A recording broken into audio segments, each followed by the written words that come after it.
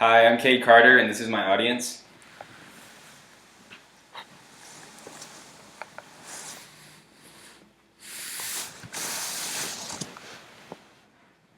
Did you know that a recent survey sponsored by the National Employment Law Project found that 63% of Americans favored increasing the minimum wage to $15 over the next 5 years? And that a more modest increase to $12.50 is backed by 75% of Americans. Yet why do Americans constantly push for higher wages in non-degree level jobs, and why are these numbers so high? Today I'll be discussing why raising the minimum wage from $7.25 to $15 is more harmful than helpful, and the solution to keep minimum wage the same yet focus on increasing the education level of citizens to attain higher paying jobs. As a hospitality and food management student, this topic is brought up time and time again and discussed in most of my classes. I spent all my time employed working in the food industry that has direct correlation to this minimum wage issue, and have a lot of opinions on the subject matter. Though studies show both sides of the minimum wage argument, my research proves the downside of raising minimum wages. So what is minimum wage and why is it important? Minimum wage is the lowest wage that an employer is allowed to pay. According to Laurel Hanfield, the Department of Labor has input, but it is Congress that sets the amount, factoring in cost of living and area. This amount is established by what a person would need to earn to live and to support a family. Today, the minimum wage is not just about helping the impoverished, it is also about fairness for the value of work as well as the opportunities that work provides. During this speech, I will discuss the negative impacts raising the minimum wage from its current requirement of $7.25 to the much debated increase of $15 per hour. The negative effects on employee morale, an increase in prices, a loss of jobs, and the negative impact to the economy could all result from the significant increase of nearly double the hourly wage. Employee morale is everything when it comes to running a successful operation.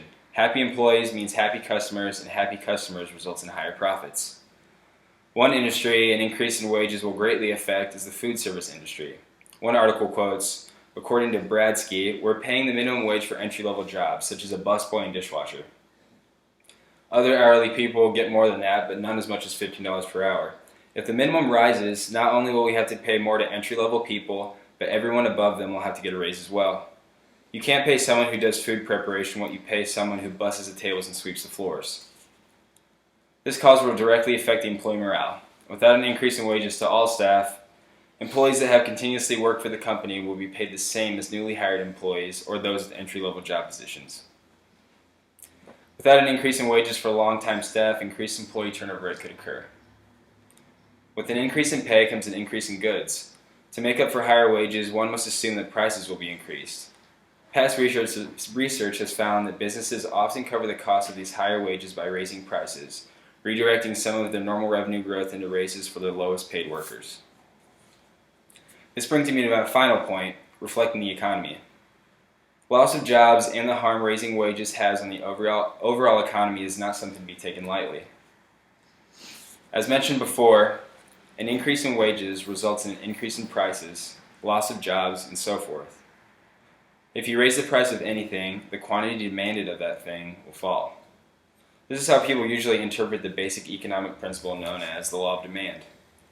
This law raises a serious concern that raising the wages of low-wage workers will cause their employees to cut back on staff, leaving the workers worse off, either unemployed or working fewer hours. This in turn provides fewer jobs and more Americans looking for work. Raising the minimum wage may feel like it's helping short-term, but in regards to long-term economic viewing, we can only assume the worst. Today, I focus on the negative impacts raising the minimum wage to $15 will have on our nation as a whole, and why voting to raise wages is more harmful than beneficial. Whether it's employee morale, economic concerns, or an increase in prices, all can be negatively affected by an increase in hourly wages. Employee morale is hurt when newly hired employees are making the same pay and can result in increased turnover rates from long-term trusted employees. Increase in wages will in turn spike prices up in establishments to cover the cost of these increasing wages.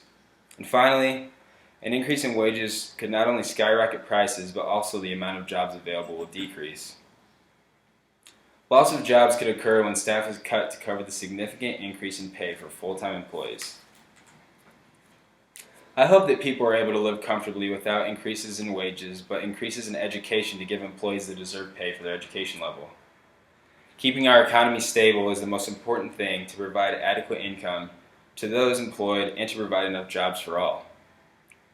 It is important for all of us as citizens to think about the large-scale impact drastic changes like the increase in minimum wages could have on our economy as a whole.